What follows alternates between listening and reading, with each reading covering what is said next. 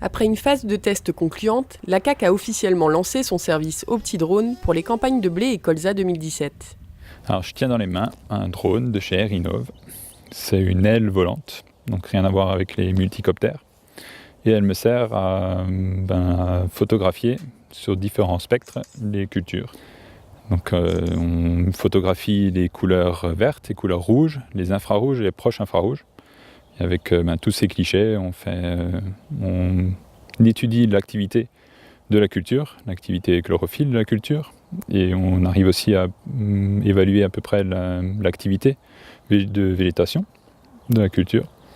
Et donc avec tout ça, on arrive à définir des doses d'azote appropriées. L'utilisation du drone nécessite une phase préparatoire de localisation de la parcelle concernée et d'enregistrement d'informations inhérentes à la culture implantée.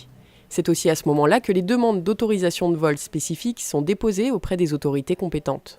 On a besoin d'enregistrer le contour des parcelles dans un outil spécifique chez Airinov, donc tour de contrôle, qui va permettre derrière de donner l'ordre de vol à mon collègue Nicolas pour qu'il puisse aller survoler les parcelles. Les commerciaux me donnent le contour de la parcelle via une carte que l'adhérent leur a donnée et moi je la retranscris sur cet outil informatiquement. Que ce soit pour des vols pour la fertilisation de blé ou la fertilisation du colza, j'ai le même procédé. Je rentre les dates de semis, le nom de la variété qui a été semée. On rentre aussi l'objectif de rendement qui va permettre derrière de donner les informations pour la modulation de dose. Le drone vole à 150 mètres de haut et supporte 40 km/h de vent, voire même un peu plus. Son itinéraire est programmé informatiquement. Le nombre de clichés enregistrés dépend de la surface de la parcelle à couvrir. Alors l'agriculteur, non, c'est même moi-même, si j'ai juste les photos, je ne fais pas grand-chose avec. C'est des photos, un cliché, c'est 4 photos différentes, donc avec les différents spectres. Et donc sans le traitement informatique qui est fait par Airinov, on n'en fait rien du tout, quoi. Donc l'agriculteur reçoit une cartographie des différentes modulations qu'il a apportées. Donc il voit l'état de sa culture, il voit les différents aspects, les différentes hétérogénéités de la culture.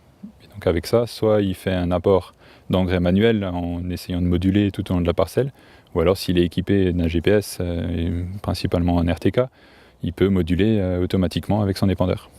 Contrairement à la méthode traditionnelle de peser, réalisée à des points précis d'une parcelle, le drone couvre le champ dans son intégralité en identifiant précisément des zones distinctes. Pour le colza, la CAC propose un vol avant l'hiver et un autre en sortie d'hiver. Pour le blé, elle propose soit un vol unique à la fin de la montaison ou une formule de vol, le premier étant réalisé au stade épi 1 cm. Ce que je cherche avec la modulation, c'est d'avoir le maximum de protéines en mettant le minimum d'engrais à l'hectare. Donc ça permet sur une parcelle, donc si je prends mon plan futur prévisionnel, sur cette parcelle derrière nous, j'aurais dû mettre 50 unités d'azote, donc j'aurais mis 50 unités sur toute la parcelle.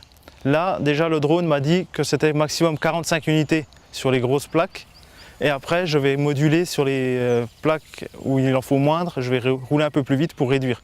Donc en soi, je vais faire une économie d'engrais, tout en ayant le même taux de rendement et de protéines.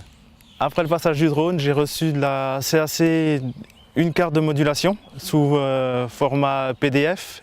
Sur cette parcelle, il y a 3 zones différentes. Donc on a une zone à 45 unités, une zone à 43 unités et une à 35. Équipé d'un épandeur simple sans DPA ni régulation électronique, l'agriculteur joue sur la vitesse du tracteur pour moduler la dose d'azote en fonction des zones identifiées. Pour le débit, donc on va dire je roule généralement à 12 km/h. Donc à 12 km/h, je vais mettre 45 unités d'azote. Donc pour mettre 10% en moins d'azote, je roule 10% plus vite. Donc au lieu de rouler à 12 km/h, je vais rouler à 13,2 km/h. Didier Bézy envisage de s'équiper à moyen terme d'un épandeur à peser capable de réaliser la modulation intraparcellaire.